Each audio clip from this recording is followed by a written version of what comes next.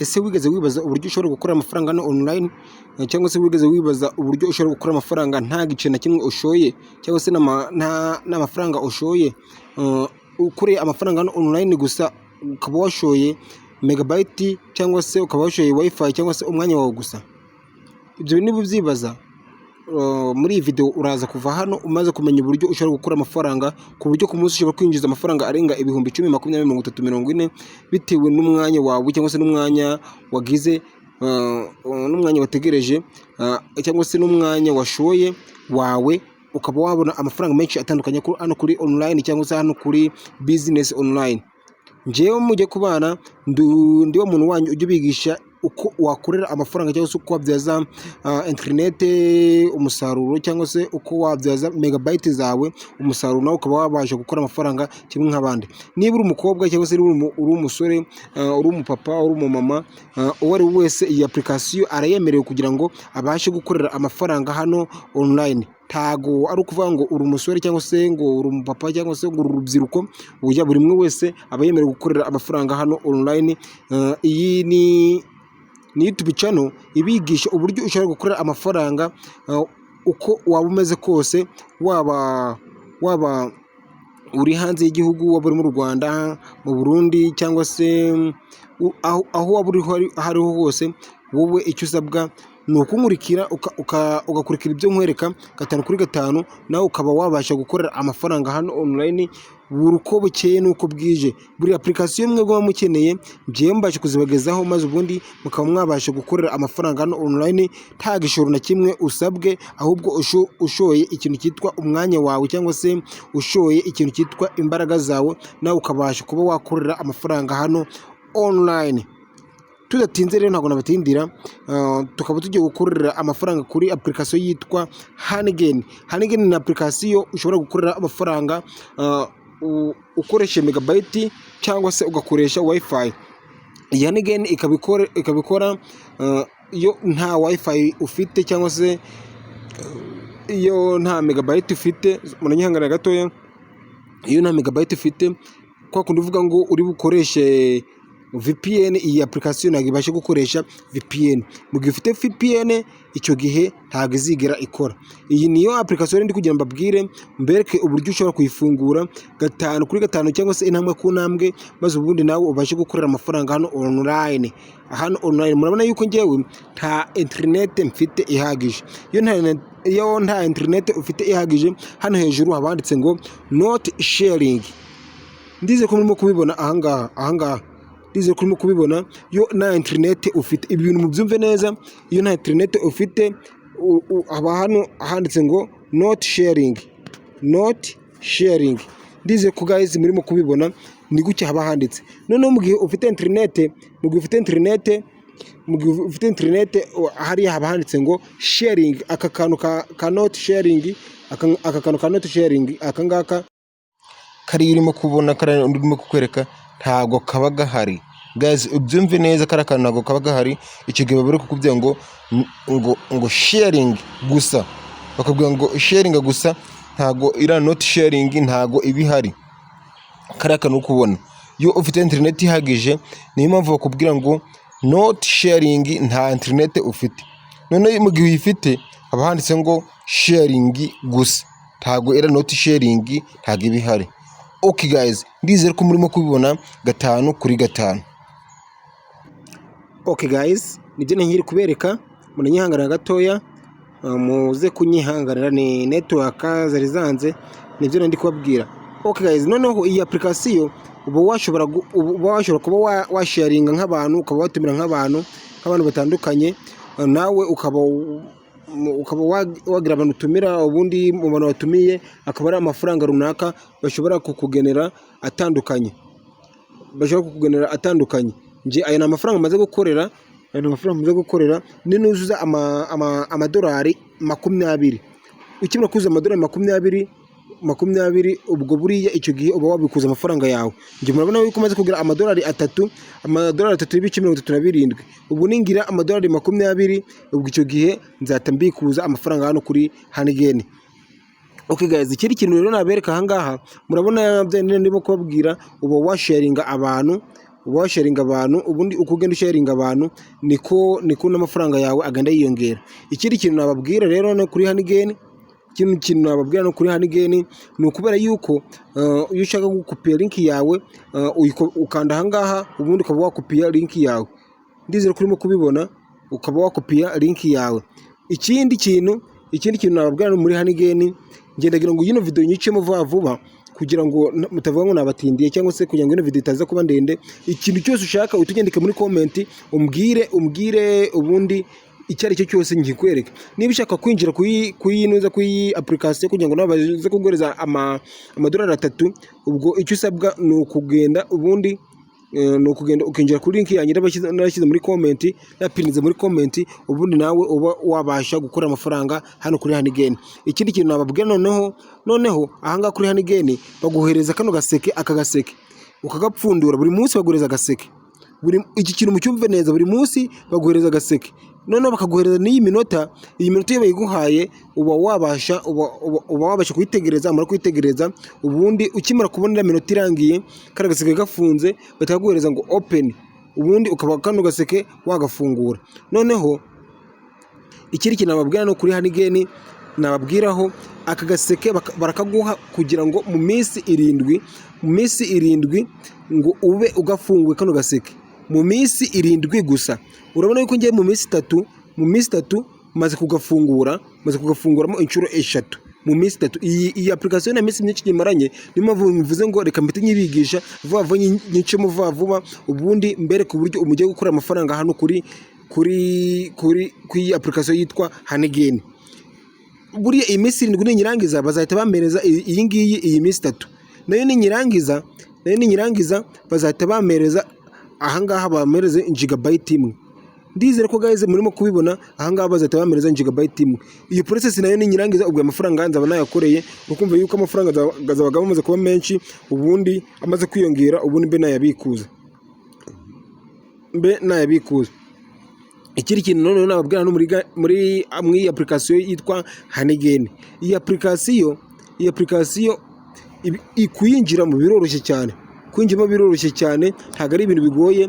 Noneho ikindi kintu, iyo ushaka gukoresha wifi gusa, muri setting zayo birahari uburyo naho wagera wayisetinga. Ugomba kuza ahangaha muri setting zayo, ubundi ukaba wakwestaraho wifi gusa.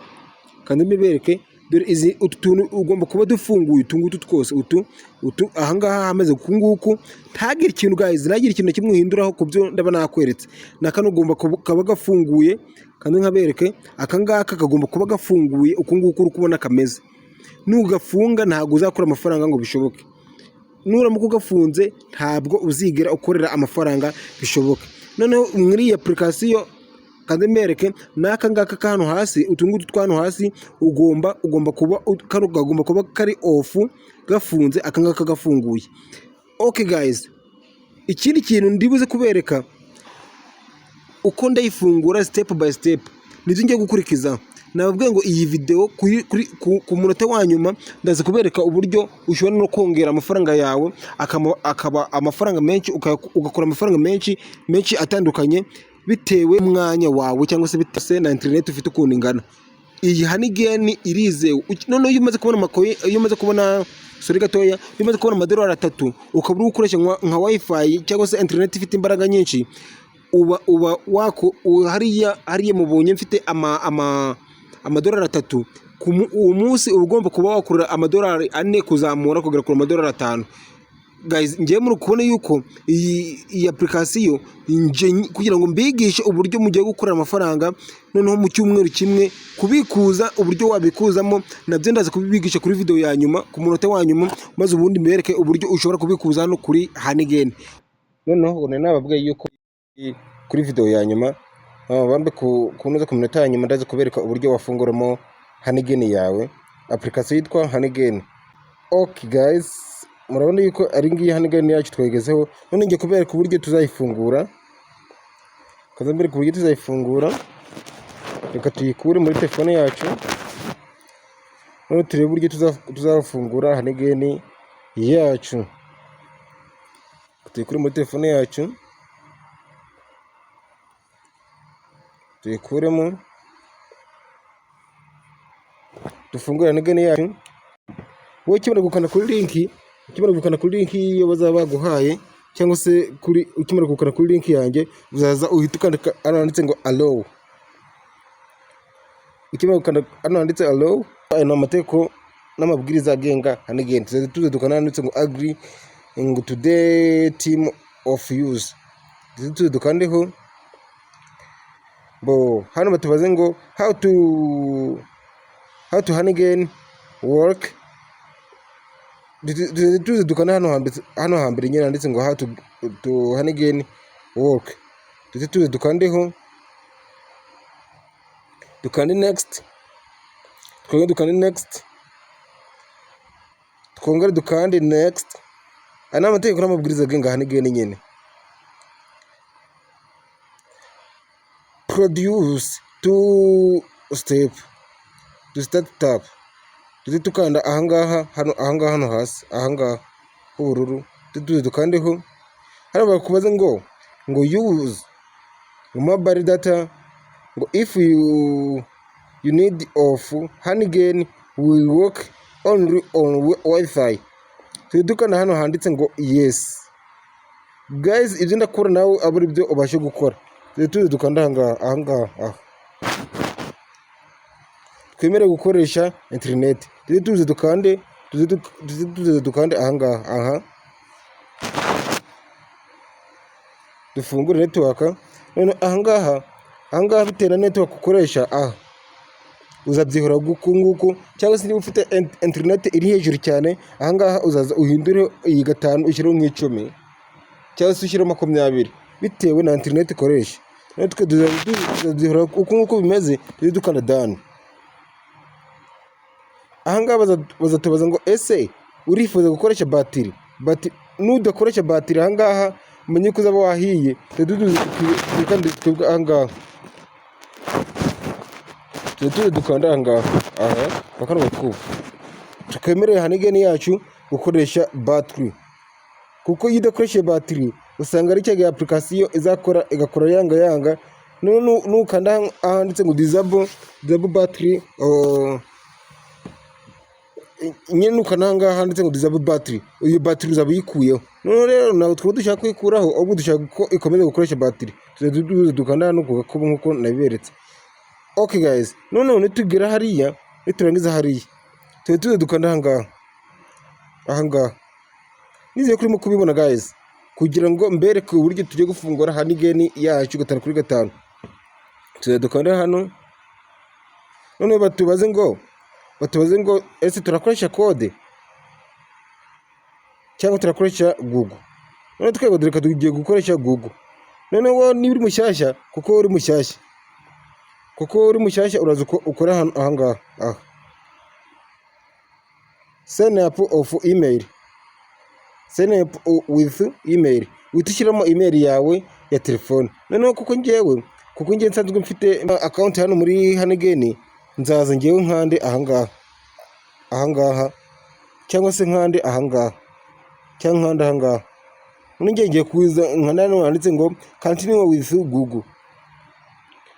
Tutekana hano handitse ngo continue with Google. Ahangaha dutegereze akanya gatoya.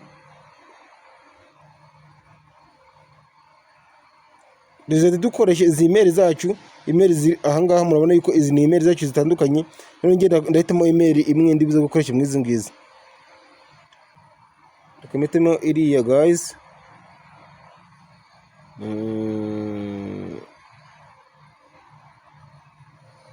Ngewe nahisemo email iyo ndibuze gukoresha. Nawe uzahitamo email bitewe na email ufite izarizo. Okay guys, murabona yuko ngewe ahangaha murabona yuko handitse ngo sharing. Ubu ngubu ndimo gukoresha internet 5x5. Iyi Honeygen none reka mbibura irindi banga. Iyo ushaka gukorera amafaranga menshi atandukanye hano kuri Honeygen, menshi atandukanye kabisa, wowe ikintu usabwa ugomba kuyikoresha cyane ikaba ari on cyane nimugoroba. Iyo iri on nimugoroba niho ubasha gukorera amafaranga menshi atandukanye.